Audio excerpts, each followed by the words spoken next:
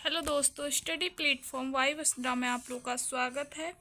आज हम लेके आ चुके हैं डीएलएड पर वीडियो, डीएलएड स्पेशल एजुकेशन पर वीडियो लेके आ चुके हैं। आज हम बात करने वाले हैं पेपर फर्स्ट, जो हमारा पेपर पहला है विकलांगता का परिचय, उसके अंतर्गत यूनिट फर्स्ट आज हम देखने वाले हैं।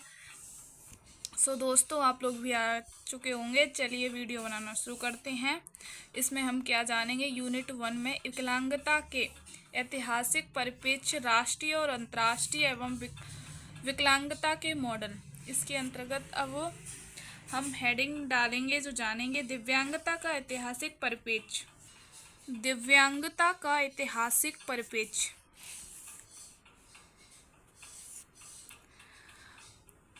पहले तो आप लोग ये बताइए, दिव्यांगता कहते किसे हैं। दिव्यांगता वह होती है जो वो व्यक्ति जो किसी मानसिक रूप से कमज़ोर है, जैसे मतलब वो उसके पैर में दिक्कत है, जन्म से ही सुन नहीं पाता है, देखने में परेशानी है, तो उनको विकलांगता के अंतर्गत रखा गया है।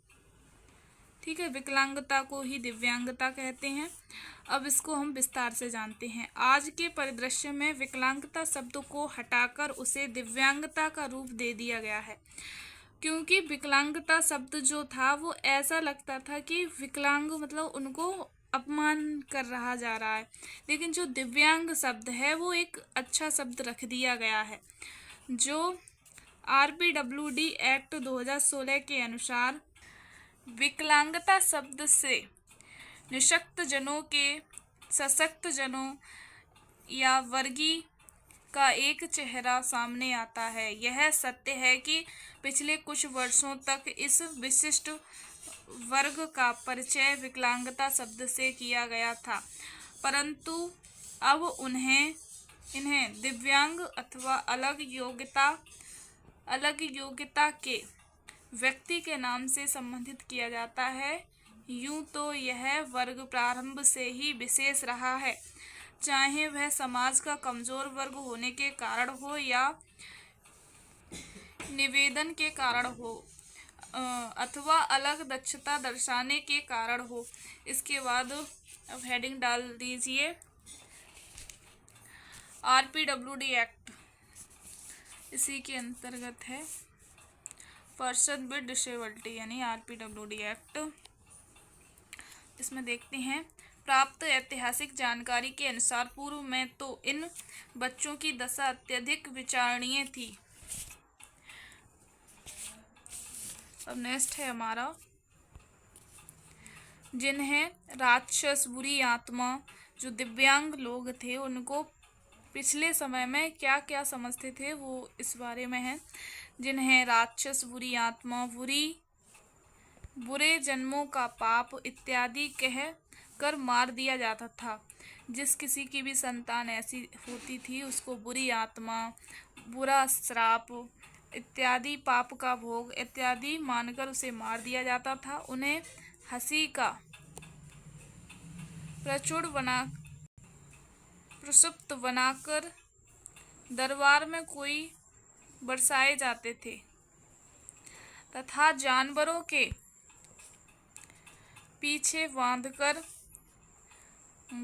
घसीटा जाता था। उनका प्रभाव अन्य लोगों पर ना पड़े, इस कारण इन्हें समाज से अलग नगर से दूर रखा जाता था। ऐसी उनकी मानसिक संभावनाएं थी उन लोगों की। उसके बाद हमारा 12वीं शताब्दी आई, तब फिर क्या हुआ उसके तो 12वीं शताब्दी के बाद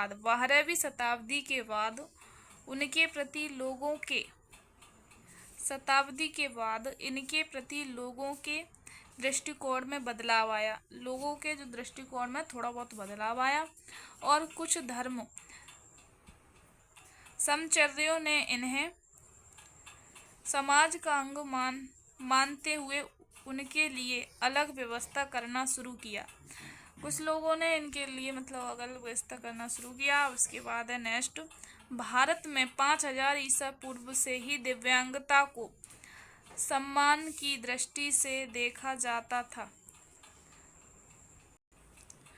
इनके चिकित्सा इत्यादि को चर्चा उपनिषदों एवं ग्रंथों में भी मिलता है। 4वीं शताब्दी तक इनके लिए आश्रय आदि की व्यवस्था की जाने लगी, मतलब रहन सहन की इनकी व्यवस्था की जाने लगी। 4वीं शताब्दी ईसा पूर्व में मौर्य काल के अर्थशास्त्र उल्लेख हैं। अब उसके बाद है कि राजा कौटिल्य विकलांगताओं के लिए अपमानजनक शब्दों पर प्रतिबंध लगाया था। इनकी रक्षा के लिए विशेष कानून बनाए गए। इन्होंने कई दिव्यांगताओं को विशेष मूक बधिर अपने गुप्तचरों के रूप में रखा। कई को इन्होंने मूक बधिर थे जो बोल नहीं पाते थे, उनको अपने गुप्तचर के रूप में रखा। लगभग 1000 ईसा पूर्व के समय गर्भ एवं भ्रूण शास्त्रीय ग्रंथ एवं उपनिषद में दोषपूर्ण संतानों के जन्म होने का कारण माता पिता का चिंता युक्त होना कहा गया है। 500 ईसा पूर्व एक उपनिषद की पहेली में कहा गया है कि पहचान करने वाला किसी काल में महात्मा अष्टावक्र